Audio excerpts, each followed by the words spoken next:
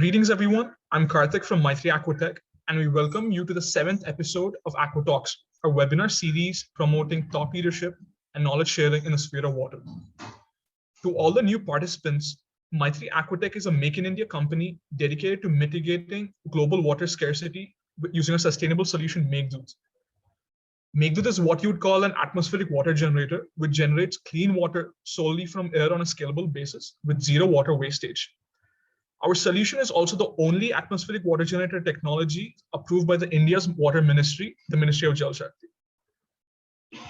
Before we start, we would like to acknowledge the support of Rotary Bangalore Whitefield Central, in collaboration with whom we bring you this week's episode. Any question that the participants may have during the session can be entered into the chat in the user interface, which will be answered during the episode. We request everyone, apart from the panelists, to stay on mute with their video switched off. The topic of today's episode is true value of water in cities. For the panelists, we have invited Mr. Anand Jalakam, the director of Jalakam Solutions, a water engineering and diagnostic consulting company based in Bangalore. Having led engineering diagnostic teams, he had undertaken developing several service improvement plans for delivering continuous pressurized water services, non-revenue water assessment and reduction plans, water service capacity augmentation, and efficiency improvement plans across India and several other countries. He has previously worked with the USAID, Central Water Authority of Mauritius, Suez Environment, among others. He's also a member of the management committee in a specialist group in the Intermittent Water Supplies of International Water Association. Our other panelist, unfortunately, who was Mr. Hitesh Vedya, is the director of the National Institute of Urban Affairs, is unavailable at the moment because he had a last-minute call with the ministry. In his place, fortunately, we have Dr. Victor Shinde, who's the lead of the Reimagining Urban Rivers project in the National Institute of Urban Affairs. He's also associated with the development of the Master Plan for Delhi 2041, leading the Water Environment section. He has over 17 years of experience as a scientist and technical expert in urban environmental management, integrated water resources management, water security enhancement, climate change adaptation and water sector, flood risk assessment, and monitoring and environmental frameworks for water and environmental sector. He has published more than 30 articles through journal articles, conference proceedings, and book chapters. Now I'll be handing it over to our Director for Business, Mr. Sanjay Bobde, who will be anchoring the session. Thank you. Thank you, Karthik. Good afternoon, everyone. Welcome to the session, AquaTalks, our 7th episode this time, and we are specifically going to talk about the urban aspects of the water. So what we're trying to understand is, how do people look at water in cities? What is the value for people, city people? So I'll try and take a few minutes to lay out the way we're going to discuss and some of the points I'll raise for the panelists to address maybe, and then we'll have an interactive discussion with them.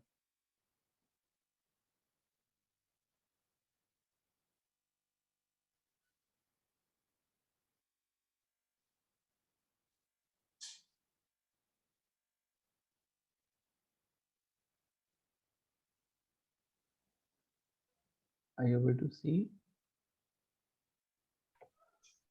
No, sir, it's not visible. One sec.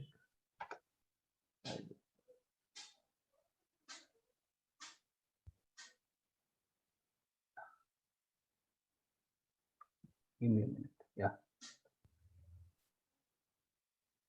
Is it visible now? Yeah, it's visible. Yeah, thanks. So the topic today is the true value of water in cities. We're trying to look at as to how exactly is the situation of water for drinking, water for cooking, and other areas also. So one of the points that I normally talk about when we talk about urban scenario as to why people come to cities, and my belief is that people come to cities to make a living, because they can live in other areas also, but the difference of coming to cities is to make a living. And because earning opportunities supposedly are a lot better. You can earn more and all that. But there is also life in the city. So, and water has a role in both making a living and living itself. So it's a critical resource for both. So we'll try and see as to how does it look, in terms of demand side for water as well as supply side. And then we'll talk to Anand sir and Victor sir in terms of how they look at, NIUA is basically a policy advocacy support to the ministry, execution support to the ministry. So they are surely working on many things like Jal Jeevan Mission and other things. And Anand sir has experience in making it happen in terms of making water available to the cities and making it, the quality water. So we'll look at those aspects also. The demand side, I see that the urbanization in India is really very fast, and we have about 40+% kind of population in cities. It's expected to go to 50 plus or more in another decade or plus. And each one, and we're looking at another aspect, that is Har Ghar Jal or Jal Jeevan Mission and all that. So everybody is expected to get water at his place. And if you look at the policy standard, that is average water being given to an individual of 150 liter at least. So that kind of water needs to be available. So that's one side. And you also have the other, the economic energization related scheme that we have in terms of Make in India, rural economy to be moving, our food security demands that agriculture should be more productive and all that. So that's also going to require more water. So on one hand, we have the economic activities requiring more water. The other hand, population increase and more urbanization is going to require more water. So let's see how and what could happen, and hence the value of water. So that's demand side. On the supply side, one of the challenges that I have not mentioned here is that typically water entity or water utility is owned by nobody or many people. Typically in urban scenario, you do not have a clear ownership of the whole accountability and ownership of the whole thing as a city. Various pieces are given to various people, so you do not have a clear accountability, and you have a buck passing kind of scenario. So that's one side. That's a challenge. I'm sure that is being looked at, and NIUA is possibly looking at it. But the other is water supply itself. Availability of water is getting challenged because our surface and groundwater cycles are really challenged today, and the availability of water is a problem. The other is because of that, and otherwise also because of the contamination issue is very big, and you have, because of lowered level of water in the ground, you have contamination, and plus the pollution that we have because of industrialization, that is also adding to that. So we have a contamination issue, we have a scarcity issue.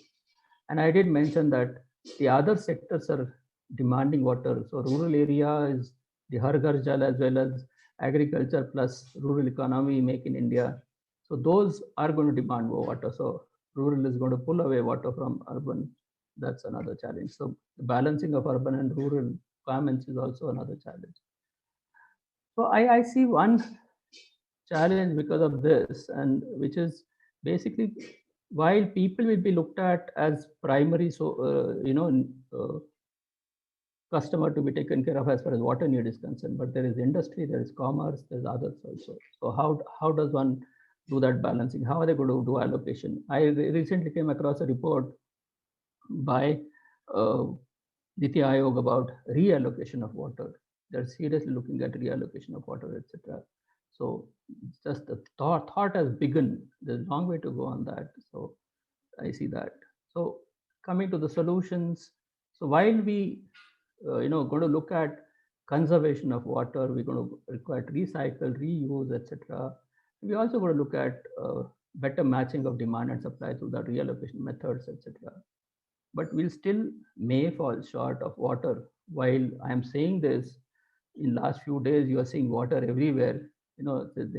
As they say, water everywhere, but not a drop to drink kind of situation. Whether it is Germany, whether it is other countries or India, also Bombay and other places, everywhere there's water. A lot of waterlogging and flooding, but we will still have drinking water challenges. So that's something.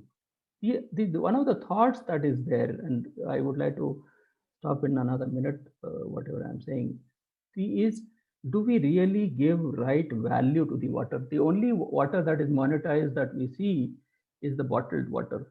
But otherwise, water is charged for by the municipal corporations through the water meters and all that. And a proper tax bill does have water charges included. But is that the true value? Do people really value water the way it should be? Is one of the thoughts that. And the other thought that I have is, while we do have today 5-10% challenge, and the challenge, as I see, because whatever reports are available in terms of water shortage that will happen because of climate change and other things, you may have face versus demand. The supply may have 30% challenge or 25-30% challenge. How is that going to be met? Are we going to look at other sources of water? AWG is one source of water, but is that going to work? How that can work? Will it work on small scale, big scale, etc.?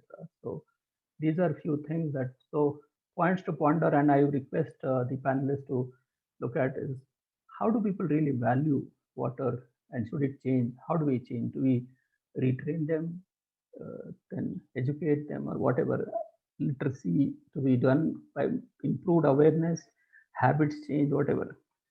How do we account for water as well as the monetary aspects?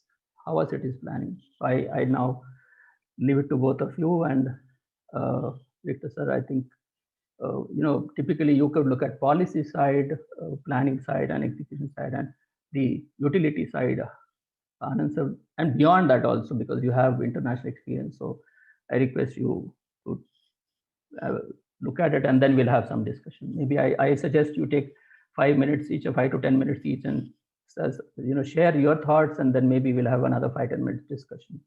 And then if any questions are there for last 5-10 minutes, we'll look at it. So I'll stop sharing.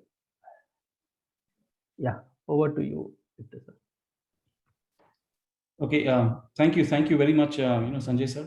This is a great opportunity, and we are very thrilled that we could be part of this event. I just want to reiterate and reconvey the apologies from our director. He was very keen on joining this event, but you know how it is with ministries. These last moment things happen, so we're kind of used to it now. But then he was called at the very last moment, for an urgent meeting with ADB, I understand, and which is why I'm here, right? So thank you so much, for inviting us. And I think the subject of this discussion today is very relevant in today's context. The value of water. In fact, a few months ago we celebrated the World Water Day, which exactly had the same theme, right? The value of water. Just to set the context, in fact, and that to an extent answers the first question that you had up on your screen, in terms of what is the value of water for different stakeholders, right? So I just want to narrate a small story. It's actually a real incident. This was when I was, in my previous capacity. Before coming here to NIUA, I was working with the Asian Institute of Technology in Thailand. I was a scientist and a researcher there. And one of the projects that I undertook, in fact, we were tasked by the government of Thailand to develop a river health assessment system for the rivers in Thailand, right? So like a lot of countries have that. The US has it, Australia has it, many countries in Europe do have it, even China. Sorry, Mandara. Yeah, so the idea was for us to develop that framework, a river health assessment framework, and kind of implement it and show the demonstration in one particular river. So with anybody with a little bit of knowledge about these assessment systems, you would know that you typically tend to look at a pristine river whenever such frameworks are developed. So you have the adequate reference values, benchmarks, because you ultimately, when you want to know, whether this DO is good or whether this BOD is good, you kind of need some reference value. So we chose one river basin in the northeast of Thailand, which is called the Songkhram River Basin, a relatively pristine, untouched river, which is quite good. And then we developed a framework. A lot of intense scientific exercise went behind developing those indicators to measure the health of rivers, right? Now, one of the conditions of the project was also to involve the communities in monitoring the health of the river, right? In doing the monitoring. And we made all the attempts to engage with the local communities there. And nobody was willing. There was hardly any interest from anybody. It was just as if we were knocking on closed doors. And this was something very different for me, because I have more of an academic bent, and then dealing with communities, dealing with societies was a little different for me. But we didn't have too much success in that until we had a social scientist who joined our team, and they told us, why don't you take them, to a place where the rivers are in a bad shape, where the rivers in a severely deteriorated stage. And that's when we took a team of these community leaders from the northeast of Thailand to the south of Thailand to another basin called the Thachin River Basin, which is a severely polluted basin. And then showed them, this is what the state of the river becomes, if it is not protected carefully, right? So the thing is, and that was kind of a game changer for us, right? So when people were able to see, okay, this is, this is where we can get to unless we take precautionary measures. So that, of course, it still took a while for us to develop that community-based system, but that to me was like the watershed moment, right? Where we were able to sway the opinion of people, and get them a little bit more engaged in it. Right? So the bottom line here is, you kind of never know the value of something unless you lose it, right? That's when the value becomes a little bit more evident. It becomes more tangible. Right? And that is something that I think even in Indian cities, you kind of get the sense, right? Cities that are facing the brunt of water scarcity, of different water crises, so they are a little bit more willing, they see more value in water management. They see more, the interest in coming up with new solutions for water management is much more. Delhi is a classic example, right? Delhi, as most of you probably know, it's a water scarce city. The groundwater levels are depleting by 0.5 to almost 2 meters every year. There are 27 tehsils in Delhi. 23 are already water stressed. We see that because I did a very thorough baseline for Delhi as part of the master plan, which we are preparing, and it is very clear, that water is, the value of water is extremely important, when it comes to any decision making that is in Delhi's case. Right? Again, to give you a very a quick example of how water was a deciding factor, in some of the development decisions that were taken in Delhi. There is this west portion of Delhi, which has been recently taken up under a scheme called land pooling. So it has been taken up for development, right? And initially, when we planned that whole area, it was designed for an FAR of 4. So an FAR of 4 is a pretty high intensity development. So the more the FAR, the more development you can have in that region. But it soon became very evident from discussions with other agencies, and especially the Delhi Jal Board, that there was not enough water to kind of sustain that kind of an FAR. Right? So which is why at the LG level, the Lieutenant Governor actually, took the decision to reduce the FAR from 4 to 2. So he literally halved that FAR, right? So I would say, of course, there are other factors that that were also responsible for that change in FAR, but water was certainly one of the important factors, right? So Delhi is beginning to realize the value of, and that's I said, the value of water means different to different stakeholders, and somehow that value becomes a little bit more pronounced, when there is a crisis or when there is an urgent need, for it. Right? I also want to give you another example.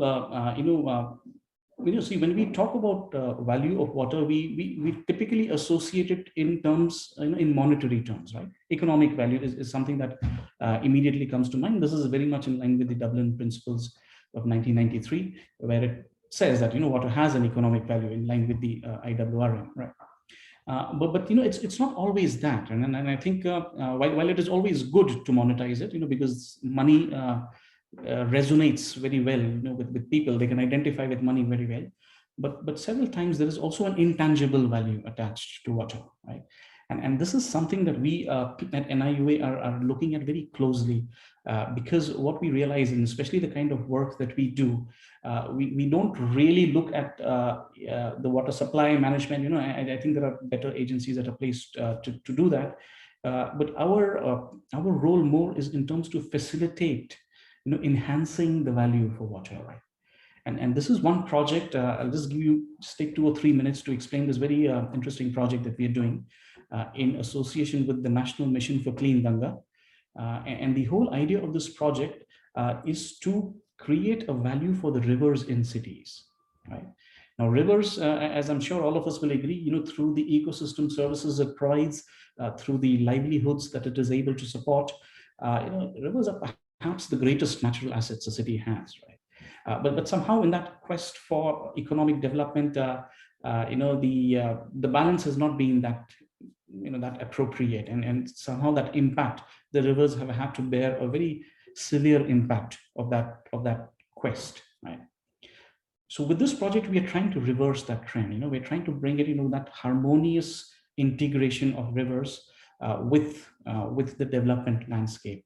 And one of the things that came very clear to us as we started, as we were on the drawing board and started this project with NMCG, that we need to create a value for the river. Unless there is a value for the river, all these management strategies are not really going to work, right?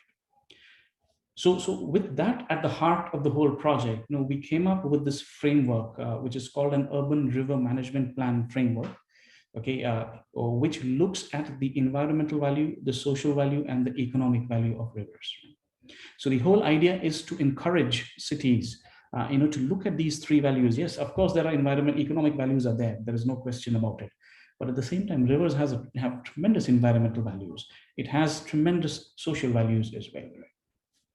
So that framework is now a kind of a national level framework that we just developed. To begin with, the river cities in the Ganga basin, would be implementing this. I just came out of a meeting with the National Mission for Clean Ganga, the Director General, and then there is an NGC, a National Ganga Council meeting that is likely to be held next month. And I think one of the things that it's going, and that is incidentally chaired by the Prime Minister himself. So one of the things that is going to be pushed through this meeting is that every city should have an urban river management plan, based on that value approach, that is there, right? So essentially, I think that, like I said, this subject of this topic here, or the theme of this discussion, is so relevant, because when we talk about any action that we talk about when it comes to urban water management, right? If we have the value associated with it, it becomes a lot more easier, for those actions to then translate into some achievements. Yeah, I'll stop here and then perhaps I can come back later. Victor sir, I have a quick question on what you said just now. Sometime back, the water minister, Mr. Shekhawat, said that you shouldn't look at rivers as the source of water. And since you're talking of rivers and rivers, conservation or whatever, and the value framework also.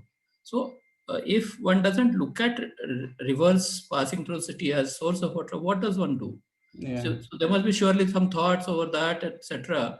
And how is exactly then water being planned then, since you're talking about rivers, I thought maybe we'll take it up, so.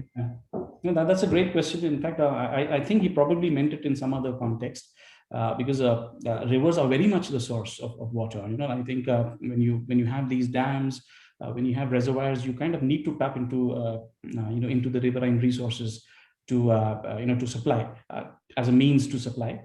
But I think what he meant was, that source has to be a little bit sustainable, right?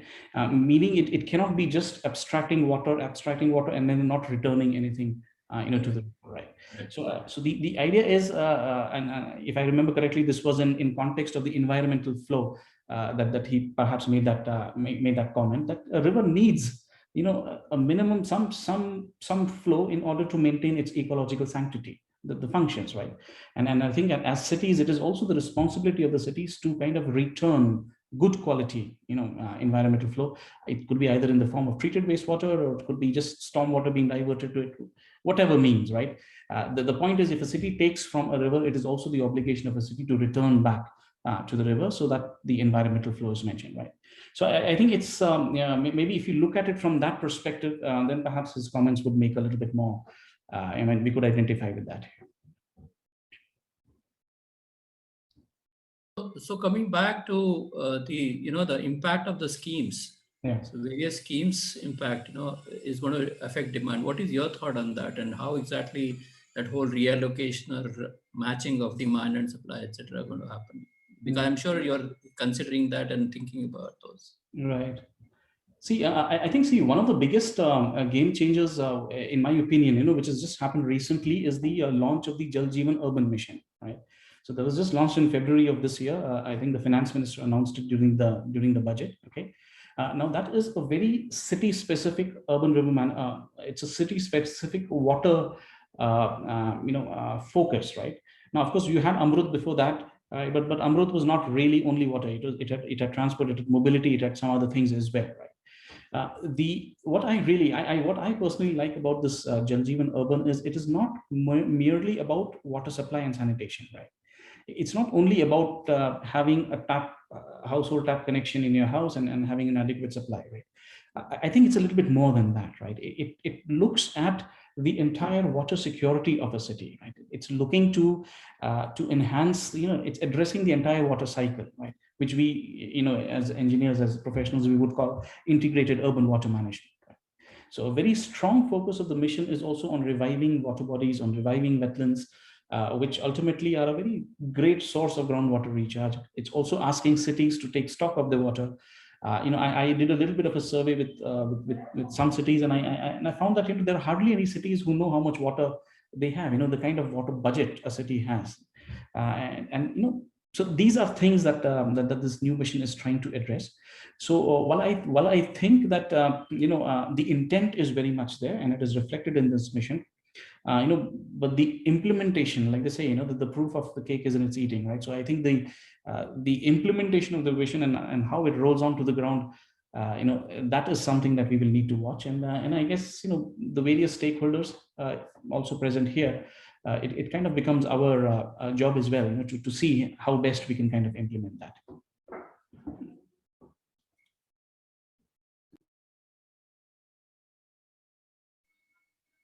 So in terms of the increasing population and increasing urbanization, I'm sure while on one hand we have the existing cities and the neo cities also, the panchayats becoming towns becoming cities. I know NIUA is focusing on a lot broader perspective now with 4,000 towns and cities kind of thing.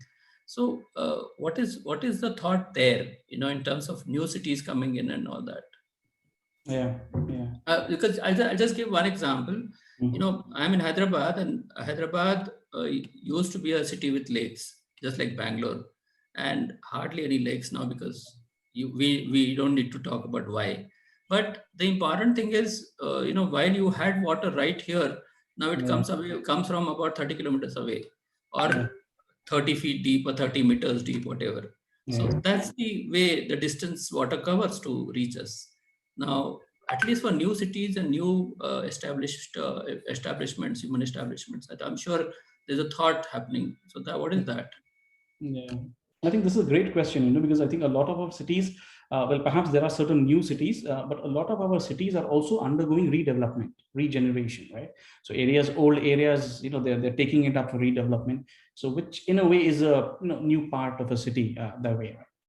So what we have done here at NIUA is we have established a platform, or I would say a center, which is called the Dedicated Entity for Water and Sanitation Solutions, right?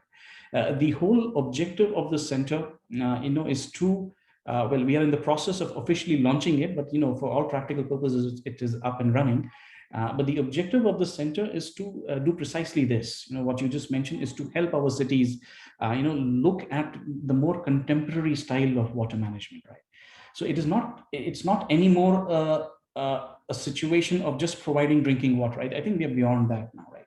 the needs of the city are much beyond just mere water supply and sanitation, right? So we are trying to see how can cities actually adopt integrated urban water management. So where the wastewater, where the storm water and the flood water, they're looked at, the water supply, they're looked at in conjunction, because ultimately storm water, if it is captured, it also becomes a source of groundwater recharge. Treated wastewater becomes a source of drinking water. Well, maybe not drinking water, but a source of water supply for non-potable purposes, right? So it's important for cities to look at it conjointly and look at it in an amalgamated way. This is something that we are trying to propagate, through this center here. We are also trying to see how cities can adopt, a more, like I said, state-of-the-art solutions, things like nature-based solution, a thing that is becoming very popular in the West, particularly useful for reducing flooding instances, right? Why do we always have to rely on engineering measures? So there are nature-based approaches, nature-based measures, which will also be kind of used to a great effect, and while at the same time it has a multiple co-benefits and ancillary actions as well, right? A very important thing that we are trying to focus, and this is actually again based on a project that we are doing in Delhi, is to promulgate the concept of water sensitive urban design in our cities, and this is a little bit more easier to do in the newer cities or the newer areas, because that requires a bit of a planning approach. The whole idea is for planning in cities to actually take cognizance of the water cycle and then adjust accordingly, right? So the idea is to let the water cycle in the city, follow its natural course to the extent possible, because I realize it's sometimes it's not always possible to be 100%, but water sensitive urban design is certainly something that we are trying to take up. In addition to these, of course, you have these traditional traditional features like demand management, which also includes reuse of wastewater. There's stormwater management, things of those which are slightly more traditional solutions. We're also trying to look at it. Yeah, okay. So the bottom line here is that as cities now begin to expand, and as they begin to climb up the economic development ladder, they will need to now look at multiple things, right? It's not going to be only water supply and sanitation. A very holistic, a systems approach towards management is going to be required, and this is precisely what we're trying to push. So there I have a question that, meaning if you do the credit and debit, demand and supply and budgeting, so I'm sure with the challenges and scarcity and the contamination issues, meaning yesterday I was discussing with some West Bengal people. The Jal Jeevan Mission is demanding that they have water available everywhere, but it's going to take time for the projects to get implemented. And so they are saying short term or mid term, they should have other solutions also. Yeah. And so what are these other solutions that are being thought of in terms of supply, because water is going to be more and more scarce. So what is the thought on that, in terms of, because we are one of the suppliers of the alternate option, but hence, there's desalination also. So what are the thoughts there? How are people looking at it? Yeah. Capacity building. I think the thought is the focus is very much on demand management now, right? I think even in the policy level, we're going to have a new water policy come up hopefully this year. Okay, and we were part of a group of discussions, that was organized by the steering committee. So I'm led to understand that demand management is going to be a very big thing going in the future, because I think at some point there is a very growing awareness that water is finite. There are only so many sources in which you can tap. Okay. Also, the sources are connected, and with climate change beginning to manifest its effects, the stability of sources also is questionable, right? So, I think the idea is somehow to manage the demand, to reduce the demand for potable or fresh water, right? And perhaps the biggest game player there would be, is the use of treated wastewater. I know this has been said for a long time, and at least since a student I've been hearing this, but we really we haven't achieved too much on that regard, right? Now, Delhi, for instance, we just recycle around 8% of whatever water we treat. I'm sorry, it's 12%. 12% of whatever water we treat is reused in some form or the other, right? So that is one aspect that needs to be scaled up. In fact, I was talking to a few people, and to a few experts, especially in the government. I said, I mean, it's such a simple solution, right? Just reusing wastewater. Why is it not done? I mean, what's the problem here? Okay, and then the answer was there are a lot of practical challenges, with it. For instance, I was talking to the commissioner of Kanpur. He said, that's fine. How do you transport the wastewater, treated wastewater, from one place to another? I mean, do you lay a separate infrastructure for that? Things of those sort. There are infrastructure solutions. There are also, especially in Delhi, there is this notion that the treated wastewater is way more than the demand for it, right? Because you can't, at least we are at the stage that we don't use treated wastewater for potable purposes. It's essentially for non-potable purposes, but there is not that much of a non-potable demand. Okay, it's maybe in certain cases there, like in greenfield development, in new development, where you can have dual piping, when you can have two separate connections, one for the water supply, one for the toilet flush. But in brownfield, it's so challenging, right? You already have saying. So I think there are a lot of practical challenges that are also associated with demand management, and going forward, we will need to address those challenges. Yeah. Okay, fine. I think I'll just ask a last segue question to move to Anand sir. Basically about the city not having a single ownership or single accountability, kind of multiple agencies. So any thoughts there? Because I'll give you Bangalore Water and Sewage Board, and that's one, it is at state level. So the water ministry handles it, I suppose. It's under water department of state, but it's supposed to take care of the Bangalore city's thing, and corporation doesn't have much to say about it, etc. So we do have, because I've also been in urban enough that to know this problem. So what is your NIUA's thought on that? Because then I'll move to utility and other things in terms of this. Sorry, Sanjay sir, I didn't get the question. Your question was what? Can you just... There are multiple agencies which are responsible for water and related. There's one single responsibility or accountability on this. So how is that going to be looked at, modified, changed, whatever? Yeah. Well, that's I think a very fair and a very correct question. And I can't resonate more with it, especially having worked in Delhi, right? Now in Delhi, what happens is, of course, the water supply and sewerage is controlled by one or managed by one agency, which is the Delhi Jal Board. But stormwater management is managed by 13 agencies. There are 13 agencies that actually look at stormwater management, right? Well, in all documents, in all processes, in all policies, there has been this talk about having a central agency which kind of controls or coordinates the actions between all of these 13 agencies, right? But see, one of the things that we have been promulgating and propagating is, that there is a difference between integrated governance and integrated management, right? So while some cities can be very successful with an integrated governance model, Singapore is a great example. They just have one agency which kind of manages everything. Amsterdam is another example, right? Okay. But that doesn't necessarily work in the Indian cities, where you already have people working in silos, right? The idea is integrated management, wherein you still have agencies. It's still okay for them to work in their respective areas, but the conduits, the channels of communication between them, those have to be facilitated, and that is something that we are promulgating in terms of integrated management, right?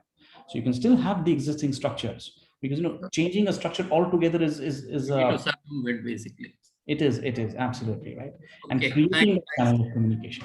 Thanks a lot. With a lot of very good points, and I think surely there's a lot more discussion that we can have. So I would like to request now Anand sir to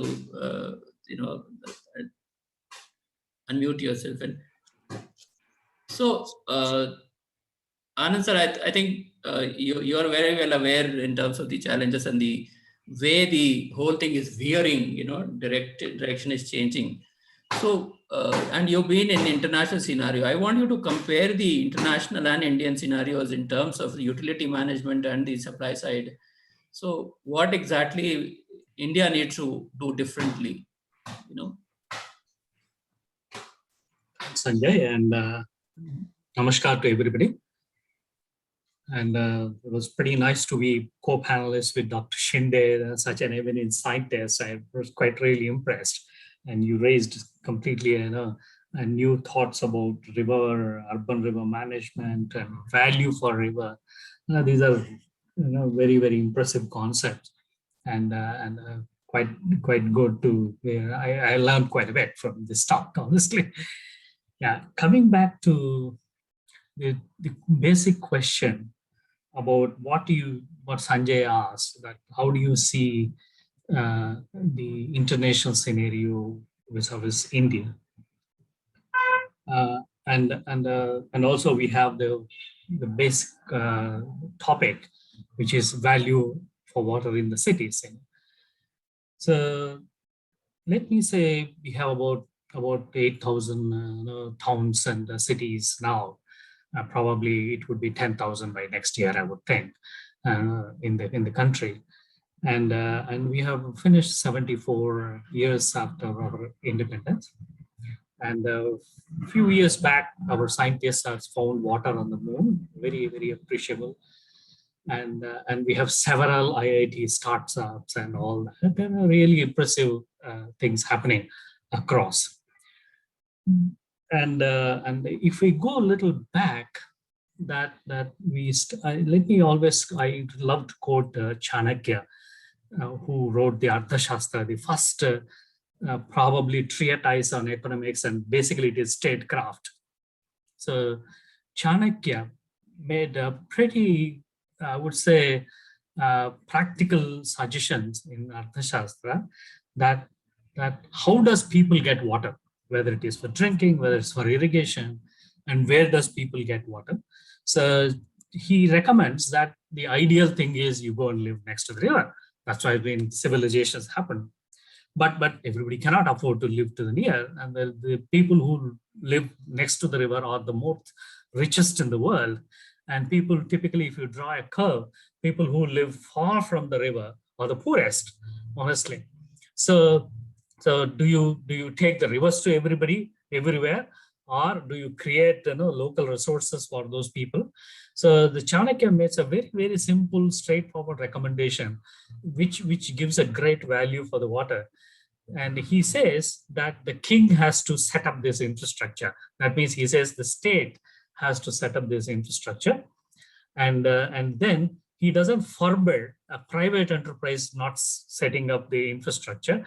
He recommends that the traders and the businessmen, entrepreneurs can also do this. Absolutely, they take a license from the king and they can go and set up this infrastructure. And in fact, the way he emphasizes that it is not just limited to king. King has got to defense, protection of the borders and all that. Whereas he encourages the entrepreneurs to set up the business. And then how do you recover the cost of the business? He gives a very simple formula that you take 50% of the food produced through this water infrastructure. So let's say you have got a tank created and for that village, and some like 100 acres is being grown with paddy or wheat, and the king is competent to simply take, the trader is empowered to take back 50% of that food.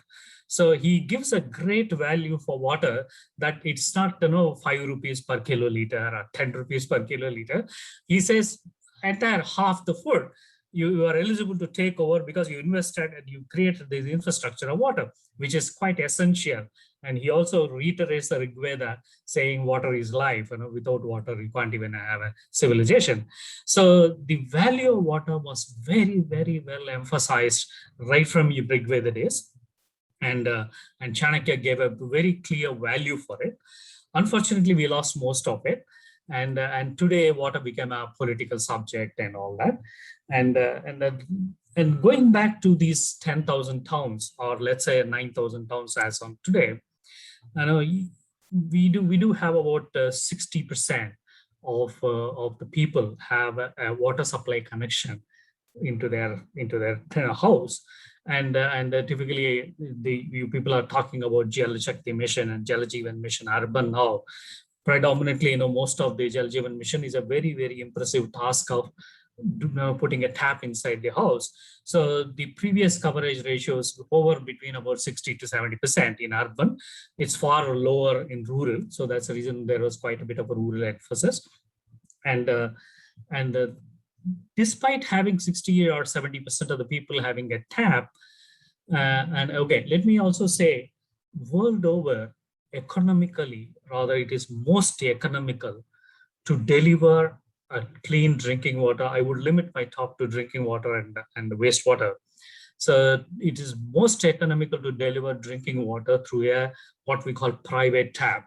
Means you put a community network, you put a community water supply, put a treatment plant, and treat it, process it, bring it, protect it, and keep it always under the pressure, and then bring it to the house and deliver inside the household. So that is the most economical way of delivering water.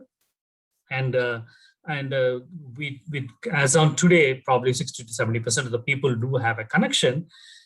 But only sorry state is that despite 74 years after independence, we don't have one city or a town with what I call continuous pressurized water supply. You mentioned about international scenario versus India, and you ask any of your children who travel or work overseas, or you go to any overseas, I would say more developed world, and where water comes all the time in the tap, and it is not that you need to wait for water. I know it's not that where I live in Bangalore, we get water once in 2 days. And we do get sufficient water in Bangalore, that we are grateful to Bangalore Water Board. But it is comes once in 2 days. So if I put a very broad level percentage, again, in terms of value of water, and I would probably put it that 70% of Indian urban customers have invested on their own infrastructure of creating, number one, storage, because water comes for a few hours in a day or probably once in 2 days. And there are cities in North Karnataka, where water used to come at once in a week. And it's not only Karnataka. If you go to Jordan, in Jordan, many places water comes once in a month. And so people have created their own storage facilities. Whenever it comes, you store it. And then they also invested on pumping that same water onto the roof. Again, on the roof, they created another storage. And then they make their demand management within the house through their own infrastructure. And the result of which, because the moment you start storing water, even though the utility is supplying very clean, safe water, in case of Bangalore, we get Kaveri water. In Hyderabad, you get Krishna, Godavari water. In Delhi, you may get probably Yamuna and Ganga water. So all this, but the moment you store it inside your house, in the sump, at the ground, or on the rooftop, obviously it gets contaminated. So you pollute your own water, what you receive it. So people have started putting treatment, what we call point of source treatment system. So everybody will have either filter or a UV system, an RO plant, and different things. So more or less, I would say it's like a democratized in the country, that people have taken over the water. And this has further extended. If I say from about 1990, I started my career in 80. And from 1990 onwards, people also started putting their own groundwater sources inside their houses, or the apartments have their own boreholes. So people have simply, because the utilities was not delivering water. So they went ahead and created all these sources. And all this went on because of desperation by the customer. And today we are in a situation that if you go to East Bangalore, there is no drop of water left in the ground. And they simply buy tanker water all the time. And there are many such red patches across the country. And even though these red patches do exist, and recently there was a debate that Bangalore will become like a zero water day and all that. Nothing really happened. And I'm a firm believer in climate, and nature is always good, it's going to balance it. But going back to the value, so the utilities have spent a substantial amount of monies and funds from the taxpayers' budget, and created lots of infrastructure. But still, the customers were having their own problem of receiving the water, and whether it is enough, whether it is safe, and all that. So the customers also, in parallel, in India, invested. In all the countries wherever I worked, probably I would put it, India would be anywhere between top 1 to 3. It could be probably the one in terms of how much citizens have invested in their own water supply needs. So there's a huge value already invested, and and uh, and going back to the like what I call the convenience, and in terms of effort, which is, it is intangible. It's, you can't calculate in rupees. That people, me and my mother, we used to go and fetch water in my childhood in a small town in east coast Andhra Pradesh, and we used to spend almost 1 hour to fetching water from the public tap, and people still do that, fetching water from the public tap. And we have seen in many studies across the country that they also pay for the local water supply and for the tanker water supply. So there's a massive investment going right from creation of infrastructure, and also actually making the water safe to drink, and keeping it as a reliable thing that tomorrow you don't get a problem that there is no water tomorrow. So this sort of an investment went in both from the utilities as well as the customers. And if I put a small difference between the rural and urban in India, I started my career in rural in the 1980s. And I can see that huge investment went into the rural first. Honestly, the urban was not at all looked in those days. And there was almost zero investment from Government of India on the urban. And probably the urban really picked up when this National Urban Renewal Mission started. And that was probably the first real investment into the urban time. Otherwise, states were spending very meager resources. And as there was no investment going into the sector, and whatever the assets being created were going waste. And believe me, in India, I have seen several cities where the assets have been replaced within probably, I would say, a 15 to 20 year time frame. And the investments went in the JNNURM case, and later on again today, you have Jalajeevan mission and all that.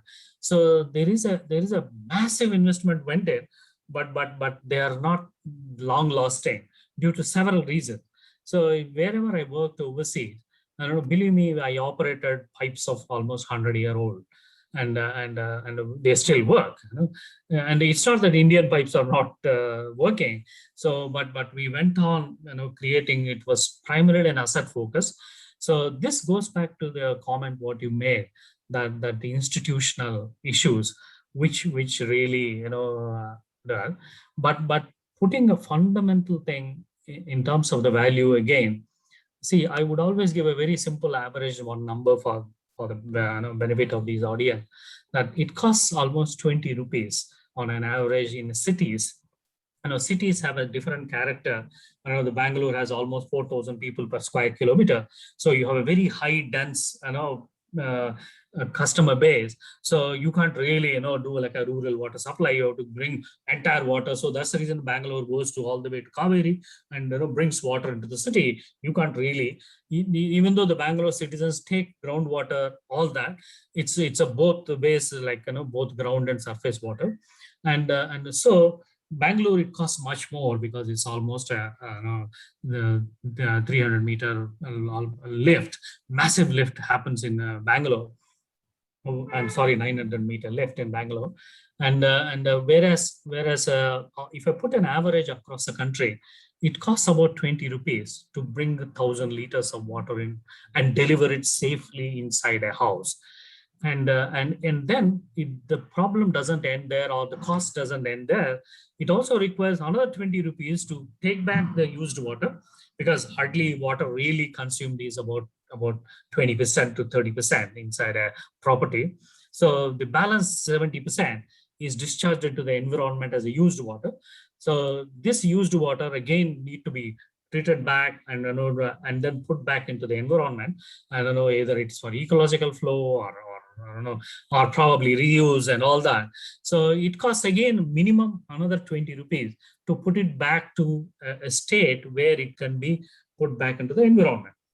And then whatever you want to add, let's say you want to reuse it for different needs, then you need to put another 10 rupees or 20 rupees, depending on what's the rule. So the message is that it costs 40 rupees for bringing 1,000 liters of water and putting back into the environment, right? So that 40, even if I start saying about 20 for drinking water at least, 20 translates to 2 paisa per liter. And 2 paisa per liter, typically in India, people need about 100 liters, even though you have norms of 150. We have been since 7 years. There's a project which is running and providing 24/7 water supply in Karnataka, which we have a very good database that the people, if you have a reliable, sustained, good water supply and always convenient, all the time available. So people are hardly taking about 80 liters to 100 liters, depending on a cities and zones profile. So I would put the maximum as 100 liter, as probably Indians are very conscious, conservative people. I have not seen, honestly, Indians wasting, except few, very spoiled kids, in few families. Other than that, overall, I would put a percentage more than 90% Indian. They really value water.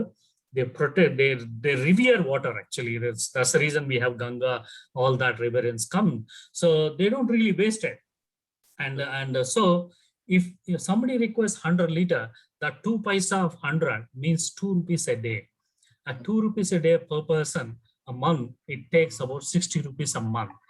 And 60 rupees per month per person, if you assume a five-member family in a house, so that translates to literally 300 rupees a month. So 300 rupees is the lowest price one should be charging to the customers in the country. And typically I had Minister of Water also some 20 years back. I had a meeting with the minister. He shouted at me, "Ladka kya bata raha hai, pani ko paisa dene ke liye," and all. So what I always say is, it is not for the water. Water is always free. It is God-given. Rain comes and it's rain given. Whereas you are putting an industry of treating it. I don't know, that is a huge factory requiring people, requiring chemists, requiring mechanical engineers, electrical engineers, biologists, and all that. And then you treat that and then bring it through pipes, big network of pipes to the city, and then distribute it. And all this, there are elements of demand management, there's a customer service, and all this activity requires accounts and legal and IT. There's so many services are interlinked, and water is not a simple civil engineering subject. I'm a civil engineer myself, but it is a complex web of many things, including Dr. Shinde mentioned about social scientists. There's a huge social science aspect to it. So you add all these values into that water, and then it becomes, as I said, 20 rupees. But 20 is just a ballpark number for the discussion today. But believe me, it is the minimum tariff required in the country, that unless you charge it. And then can you really run your systems by charging this 300 rupees? No, not at all, because you have an inherent efficiency factor in your business. And assume our largest corporate in India who is manufacturing oil, and assume 50% of that oil starting from the refinery, before it reaches the customer, the corporate loses 50%. Can you think that corporate can sustain and run it in the long term? Impossible. So the corporates have their own method of making it very efficiently run. So the issue is, you have a big refinery at one corner of the country, or probably 20 refineries in different corners of the country, and then you either transport the oil through tankers or pipelines, pump set and all that. Finally, you deliver it, and where at the delivery point there is a trader, not a public utility there. And even though the refinery belongs to a public utility, but there's a trader who is selling that oil, and he is putting a meter and then selling it by taking money. It's cash and carry. So that's how, if you compare oil, which is not available in India at all, you import entire crude, probably 80 or 90% of the crude comes from 5,000 miles away. Still, whenever you go to a petrol station, you will always get, whether it is middle of the night or the day or cyclone, you still get boil 24/7 because it is efficiently managed. You don't lose it en route. And secondly, quality ensured. And thirdly, there's a meter and you pay, and there is a tariff fixed by an independent regulator. So both are fluids. Honestly, both are managed through flow and pressure, exactly the same. And the difference is that water is available locally within your, probably, if it's a village, it is available probably next to the village. For Bangalore, we get it from 100 to 140 kilometers from Kaveri. Delhi might be getting probably 300 kilometers. I do not know exactly. So the issue is we have a similar utilities functioning, and one you call diamond ratnas or navaratnas and all that. Whereas in case of water, we always say there are multiple institutions we have. So the fundamental message is, yes, water costs money, and water definitely has a price, and unlike oil, it has very low price. One should be happy. It doesn't cost 100 rupees a liter. It costs just 2 rupees a liter, but still, unless you recover that 2 rupees and also make it efficient and save, honestly, this will keep on going into what we call a vicious cycle of water management. So that's a message I thought probably I'll share it. And let me stop here. Thank you very much. I think you brilliantly put it, that value into the water, and very actual what is spent or what. But like Dr. Victor said, that there's also other value that needs to be the perceived value, etc. And we need to get into that also. I would request Dr. Shinde to say, in 1 minute, some summarize in terms of how you think, because Anand sir has very brilliantly brought out the value and what exactly needs to happen, etc. Yeah. No, absolutely. I completely agree with you, Sanjay sir, that I think Anand sir very eloquently, laid that whole message regarding the value. In fact, there's one point that strikes me, when he said that 90% of the Indians are conservative in nature, and that's so true actually. And I can actually, maybe I'll just give you one example on that regard. In the state of Delhi, in the city of Delhi, there is a policy by the state government that 20,000 cubic meters of water per household is going to be free. So citizens don't have to pay for that water. Anything over and above that is something that you kind of need to pay for, right? And for the longest time, there was always a strong opposition to this policy, saying that it's a freebie culture. These kind of things, should not be encouraged. And I completely agree with that. I think that's one aspect that needs to be addressed as well. But just out of curiosity, I approached the people at the Delhi Jail Board and asked them, on an average, how much are the consumers paying, per month? And the answer was very much in line with what Anand sir said. There's hardly any consumer that is paying. So meaning that they're all kind of, utilizing their consumption or managing their consumption under that 20,000 cubic meter limit, right? So which is also in a way a very, I don't know, I kind of think that's a very unique demand management strategy as well, right? So you're kind of incentivizing people to kind of conserve water, right?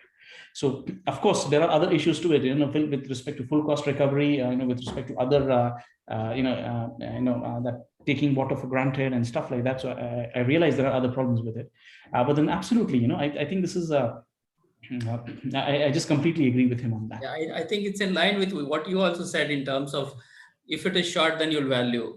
The same thing. So thank you, Anand sir and Dr. Victor.